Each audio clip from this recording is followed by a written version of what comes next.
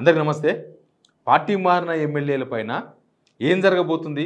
October 31 supreme court పెట్టిన deadline. వాళ్ళకిచ్చిన 3 నెలల time, స్పీకర్‌కి ఇచ్చిన డెడ్‌లైన్. ఇక అక్టోబర్ 31 దగ్గరకొచ్చింది. ఇక ఏమైతది?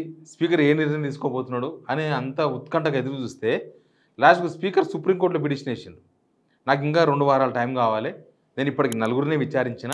ఇంకొక 6 మందిని విచారించాల్సి ఉంది అని సుప్రీంకోర్టులో పిటిషన్ వేసిండు. సుప్రీంకోర్టు ఇంకా రెస్పాన్స్ కాలే. వాళ్ళు ఎట్లా రెస్పాండ్ అవుతారో తెలియదు. సుప్రీంకోర్టు ఎంత సీరియస్గా రెస్పాండ్ అయింది ఎప్పుడు? జూలై లాస్ట్ వీక్లో రెస్పాండ్ అయింది కోర్టు. మీకు దీనికి ఒక టైం ఉంటుంది, డెడ్లైన్ ఉంటుంది, మీరు 3 నెలల్లో ఖచ్చితంగా చర్యలు తీసుకోండి. ఒకవేళ మీకు ఎవరైనా విచారణకు రాకపోయినా ఏదైనా పని చెప్పి వాళ్ళ మీద మీరు అనర్హత వేటు వేయాల్సింది అని కూడా చెప్పింది సుప్రీంకోర్టు. అయినా సరే ఆ పని జరగలేదు. అసలు ఏం జరుగుతుంది ఇక్కడ? వ్యవస్థను తప్పుపట్టాలన్నా వ్యక్తులు ఎవరి కుట్ర చేసి దీన్ని లాగు చేయాలని చూస్తున్నారు. అంటే దీన్ని ప్రొలాంగ్ చేయాలని, దీన్ని ఇంకొక ఇట్లే ఒక డైలీ సీరియల్లాగా నడుపుకుంటూ పోవాలని అనుకుంటున్నది ఎవరు దీనిలో? స్పీకర్ వ్యవస్థ మీద జనాలకు గౌరవం ఉంటుంది, కానీ రాజకీయాల ప్రభావంతో స్పీకర్ ఆఫీస్ పనిచేయకూడదు. మరి ఇక్కడ ఏం జరుగుతుంది? అసలు ఎవరికి అవసరం ఉంది దీన్ని ఇట్లా ముందుకు ఇట్లే గుంజుకుంటా ఇట్లే ప్రొలాంగ్ చేసుకుంటూ పోవాల్సిన అవసరం ఎవరికి ఉంది? అసలు దేనికి భయపడుతున్నారు వీళ్ళు? అన్ని విషయాలు మాట్లాడదాం. అంతకన్నా ముందు వీడియో షేర్ చేయండి, సబ్స్క్రైబ్ చేసుకోవడం మాత్రం మర్చిపోవద్దు. ఇక మీకు అందరికీ తెలుసు 10 మంది ఎమ్మెల్యేల కేసు ఎప్పటి నుంచి నడుస్తుంది? పోయిన సంవత్సరం లోక్సభ ఎలక్షన్స్ ముందు దాన నాగేందర్ పార్టీ మారిండు. అంటే కళ్ళ ముందర దాన నాగేందర్ సికింద్రాబాద్ ఎంపీగా పోటీ చేసిండు. ఎలక్షన్ కమిషన్ దానిలో ఉంది, ఈయన కాంగ్రెస్ బీఫామ్ మీద వేసిందని. ఆయన number of times Gandhi Bhavan పోయిండు, నెంబర్ ఆఫ్ టైమ్స్ కాంగ్రెస్ కండవాలు కప్పుకున్నాడు. అయినా సరే సుప్రీంకోర్టు మీద డెడ్లైన్ స్పీకర్ ఫాలో కాలేదు. పోనీ సుప్రీంకోర్టు నేను ఎందుకు ఫాలో అవుతా అని చెప్పి ఎదురు తిరగలేదు. వాళ్ళు అట్లా ఎదురు తిరిగితే స్పీకర్ ఆఫీస్ నుంచి మళ్ళీ పిటిషన్ ఎందుకేస్తారు సుప్రీంకోర్టులో? నాకు ఇంకా 2 వారాల టైం కావాలని.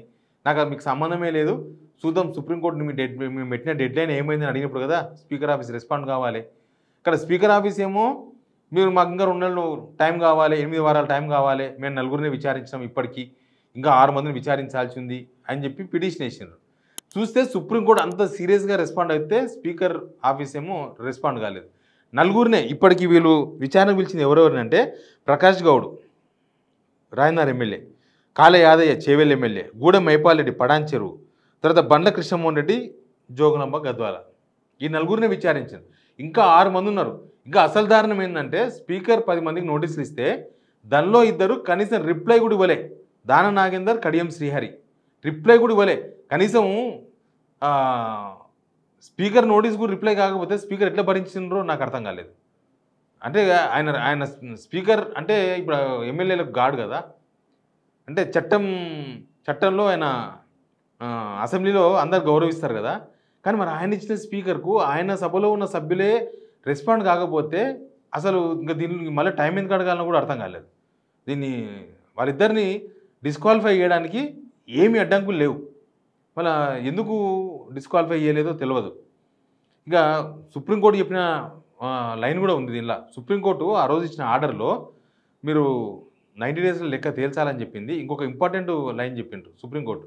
మీరు ఇచ్చిన నోటీసు తర్వాత ఎవరైనా విచారణకు రాకపోయినా, లేకపోతే నేను హాస్పిటల్లో ఉన్నా, నేను పెళ్ళికి పోయినా, నేను లేను అని ఎవరైనా రాకపోతే కూడా నాకు ఇన్ని రోజులు టైం కావాలని మీకు రిప్లై ఇచ్చినా సరే మీరు దాన్ని సీరియస్గా పరిగణలోకి తీసుకొని వాళ్ళు పార్టీ మారినట్లుగానే లెక్కలోకి తీసుకొని వాళ్ళ మీద డిస్క్వాలిఫికేషన్ చేయండి అని చెప్పింది సుప్రీంకోర్టు. ఇప్పుడు ఈ లెక్క ప్రకారం ఈ నలుగురు విషయం, అటెండ్ అయిన వాళ్ళ విషయం చాలాసార్లు చెప్పినా మళ్ళీ కూడా మాట్లాడదాం. ఈ 6 మంది విచారణకు రాని నలుగురు, అసలు నోటీస్కే రెస్పాన్స్ కానీ 2, వాళ్ళని ఎందుకు భరిస్తున్నారు? అసలు వ్యవస్థ కదా ఇంపార్టెంట్, వ్యక్తులు కాదు ఇంపార్టెంట్.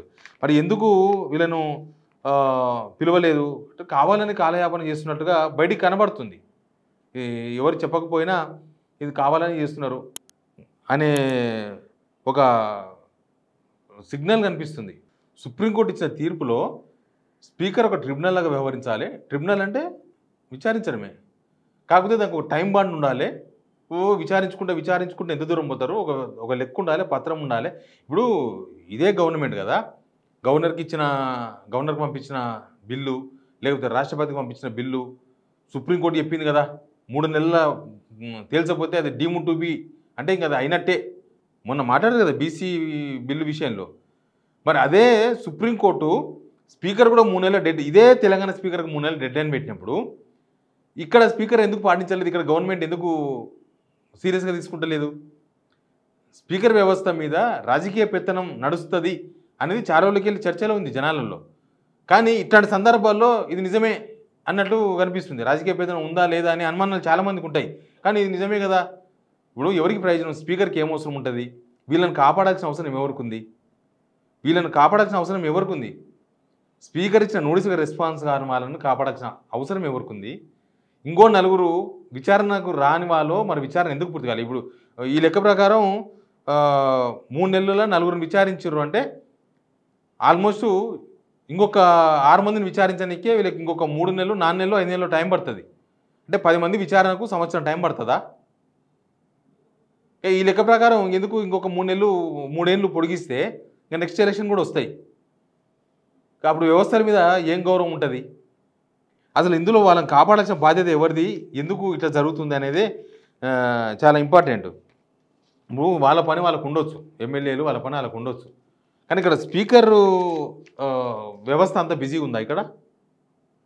ఎందుకు అడుగుతున్నామంటే స్పీకర్ ఏం పని చేస్తారు ఏంటంటే జనాలకు పూర్తి అవగాహన ఉండకపోవచ్చు. ఆయన కూడా ఒక ఎమ్మెల్యే, ఆయనకు ఒక కాన్స్టిట్యున్సీ ఉంటుంది, ఆ పనిలో బిజీగా ఉండొచ్చు. కానీ అసెంబ్లీ సమావేశాలు కూడా ఏం జరగలే కదా. జస్ట్ బీసీ దాని గురించి 1 రోజు 2 రోజుల సమావేశాలు జరిగినాయి, అంతకుమించి ఏం మీటింగ్ జరగలే. మరి ఇక్కడ ఎవరిని తప్పటాలో కూడా తెలుస్తలేదు. ఎడుదిరిగి అందరూ కామన్గా ఇక్కడ పార్టీ ఫిరాయించిన వాళ్ళను కాపాడాలి అనే ఒక ఇంటెన్షన్ కనిపిస్తుంది. ఆ ఇంటెన్షన్ ఎవరికి ఉంది? ఎవరిని ప్రభావితం చేస్తున్నారు? ఎందుకు దీన్ని కొనసాగిస్తున్నారు అనేదే ఒకటి అర్థమైతే లేదు. ఇప్పుడు స్పీకర్కే పవర్లు ఉంటే మరి సుప్రీంకోర్టుకున్న పవర్లు ఎవరు ఫాలో కావాలి? అందరూ రాజ్యాంగాన్ని కాపాడాల్సిన వాళ్ళే. సుప్రీంకోర్టు అనే రాజ్యాంగాన్ని కాపాడాలి, స్పీకర్ వ్యవస్థ రాజ్యాంగాన్ని కాపాడాలి, గవర్నర్ వ్యవస్థ రాజ్యాంగాన్ని కాపాడాలి. వీళ్ళు పొద్దుగా లేస్తే రాజ్యాంగం బుక్లు పట్టుకొని తిరుగుతారు. రాహుల్ గాంధీ వీళ్ళందరూ ఎర్ర బుక్లు పట్టుకొని తిరుగుతారు. అసలు వీళ్ళు చేస్తున్న పనులకు నడుస్తున్న వ్యవహారానికి ఎక్కడైనా పొందన కుదురుతుందా? లేకపోతే జూబ్లీహిల్స్ ఎలక్షన్ చూడాలి, గెలిస్తే అప్పుడు 1-2 రాజీనామాలు ఆమోదించాలి, లేకపోతే ఇట్లా ఏదైనా కానీ తర్వాత చూసుకుందామని ఈ పొలిటికల్ నిర్ణయాలు ఇవన్నీ రేవంత్ రెడ్డి నిర్ణయాలు లేకపోతే వాళ్ళ పీసీసీ నిర్ణయాలు ఉండొచ్చు కాక. కానీ ఇది స్పీకర్ వ్యవస్థ మీద ఎట్లా ఎఫెక్ట్ చూపిస్తున్నది అనేది చాలా ఇంపార్టెంట్ పాయింట్. ఇక్కడ ఒక వ్యవస్థ కూడా అబాస్పాలు కావద్దు కదా. ఇక్కడ వీళ్ళ అభిప్రాయాలు లేకపోతే వీళ్ళకున్న టార్గెట్లు, పొలిటికల్ టార్గెట్లకు స్పీకర్ ఆఫీస్ ఎందుకు భాగమవుతుంది? మరి ఎందుకు ఈ ప్రొలాంగ్ ఎందుకు జరుగుతుంది? అసలు ఈ 3 నెలల గురించి మనం మాట్లాడొద్దు, అంతకన్నా ముందు మన సంవత్సరాల గురించి మాట్లాడాలి. అసలు వీళ్ళకు నోటీస్ ఇస్తే ఎమ్మెల్యేలకు నోటీస్ ఇస్తే 2 వారాలు 1 మంత్ టైం ఇవ్వచ్చు, మీరు రండి రెస్పాండ్ కాండి. వాళ్ళు రెస్పాండ్ అయిన తర్వాత స్పీకర్కు అనుమానం వస్తే వాళ్ళను ఫిజికల్గా పిలిచి మాట్లాడవచ్చు. అదో 15 రోజులు అయిపోతుంది. ఎడుదిరిగి 2 నెలలు 3 నెలలు కంప్లీటెడ్. అట్లాంటిది సంవత్సరంన్నర, ఇది ఒక 3 నెలలు, మొత్తం 18 నెలలు అయిపోయింది. అసలు దీనిలో ఏం జరిగింది ప్రాసెస్ అంటే ఏమి జరగలే. ఇంత జరిగింది కూడా సుప్రీంకోర్టు చెప్పిన తర్వాత జరిగింది. అసలు ఈ గవర్నమెంట్ ఉప ఎన్నికలకు భయపడుతుంది అనేది మనకు జూబ్లీహిల్స్ ఎలక్షన్ చూస్తే అర్థమవుతుంది. వీళ్ళు ప్రతిసారి వీళ్ళు మాట్లాడుతున్న మాటలు లేకపోతే అక్కడ జరుగుతున్న దాడులు, కాన్స్టిట్యున్సీలో ప్రత్యర్థులు ప్రచారం చేయొద్దని ఒక ఇంటెన్షన్ పెట్టుకోవడము, తర్వాత రేవంత్ రెడ్డి పోయి పథకాలు బంద్ అయిపోతాయని బెదిరించడము, ఇవన్నీ చూస్తే వీళ్ళకి ఉప ఎన్నిక అంటే వీళ్ళకి భయం అవుతుంది, ఎలక్షన్స్లో గెలుస్తామో గెలవమని అనుమానాలు ఉన్నాయనేది తెలుసు. కానీ ఇప్పుడు అది తేలిన దాకా ఇంక మొత్తం ఆగిపోవాలన్నా, ప్రపంచం అంతా ఆగిపోవాలన్నా? జూబ్లీహిల్స్ గెలిచిన దాకా వీళ్ళు నిద్రపోరా? జూబ్లీహిల్స్ ఏదో ఒకటి తేలిన దాకా వీళ్ళు ఇక అన్ని వ్యవస్థలు, స్పీకర్ వ్యవస్థ ఆగిపోవాలి, గవర్నమెంట్ ఆగిపోవాలి, మొత్తం వ్యవస్థలన్నీ ఆగిపోయి జనమంతా రోడ్ల మీద పడాలన్నా? ఇక్కడ ఎమ్మెల్యేలను కాపాడుతున్నది ఎవరు అనేది చాలా ఇంపార్టెంట్ పాయింట్. ఇక్కడ స్పీకర్ వ్యవస్థకు మసకబారే ప్రమాదంగా అనిపిస్తుంది. ఇక్కడ వీళ్ళు రేవంత్ రెడ్డి అసెంబ్లీనే చెప్పే వీళ్ళ మీద వేడి పడదు, ఉప ఎన్నికలు రావు అని. దానికి అనుగుణంగా స్పీకర్ రెస్పాండ్ అయితే ఇక రేవంత్ రెడ్డి చెప్పింది స్పీకర్ విన్నాడు అంటారు కదా రేపు అన్నాడు. మరి అట్టెందుకు జరుగుతుంది? ఇప్పుడు ఆల్రెడీ బీఆర్ఎస్ కొన్ని 500 పేజీల సాక్ష్యాలు ఇచ్చింది వీళ్ళ మీద వెయిట్ వేయండి అని. ఓపెన్గా ప్రజలకు తెలుసు, ప్రజా కోర్టు అంటారు కదా, ఆ ప్రజా కోర్టులో ఆల్రెడీ వీళ్ళు పార్టీ మారినట్టుగా తేలిపోయింది, తేల్చిర్రు, కళ్ళ ముందర జరిగింది అంతా. ఇంకా దాని మీద విచారణ కోసం ఇన్ని రోజులు టైం పాస్ చేయడము, ఇంకా నాకు టైం కావాలని సుప్రీంకోర్టుకు పోవడం స్పీకర్ ఆఫీస్ అనేది, ఇది ఖచ్చితంగా ప్రొలాంగ్ చేయాలన్న ఒక అభిప్రాయము, ఉద్దేశమే తప్ప దీనిలో దురుద్దేశమే ఉంది తప్ప ఇంకా ఏమున్నది దీనిలో? ఒక వ్యవస్థల మీద జనాలకు నమ్మకం పోయే సంఘటన ఇది. Please subscribe signal TV.